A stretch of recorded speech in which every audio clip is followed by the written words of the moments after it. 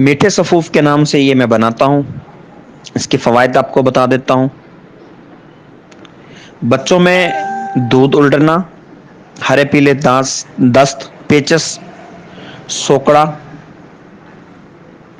چھاتی کے جو ہے نا جی انفیکشن، بلغم کو خارج کرنے کے لیے بہترین ہے.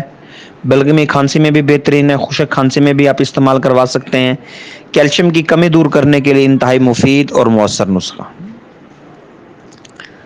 تو چونا حسب ضرورت آپ لے لیں. اس کو دودھ بکری کے ساتھ یا دودھ گائے کے ساتھ اس کو چھٹے لگائیں. تو یہ اس کو ٹھنڈا کر لیں. اس چونے کو آپ نے ٹھنڈا کر لینا ہے. اگر 1 کلو چونا ہے تو تقریباً اس میں 10 لیٹر دودھ ڈالنا ہے وقفے وقفے سے، 7 تا 10 لیٹر. یعنی کہ 1 لیٹر ڈال دیں، جب یہ ٹھنڈا ہو جائے، ختم ہو جائے، دودھ جذب ہو جائے تو پھر 1 لیٹر ڈالیں، وہ ختم ہو جائے پھر 1 لیٹر ڈالیں. اس ترتیب سے 8 لیٹر ڈال دیں. اب کرنا اس طریقے سے، یہ جو چونا ہے یہ 1 تولا لے لیں گے آپ. چینی اس میں آدھا پاؤ ڈال دینی ہے. 1 تولا چونا، آدھا پاؤ چینی. تو اس کا سفوف بنا کے رکھ لیں. 3 تا 5 گرام نیم گرم دودھ کے اندر ڈال کر یہ آپ مریضوں کو پلائیں.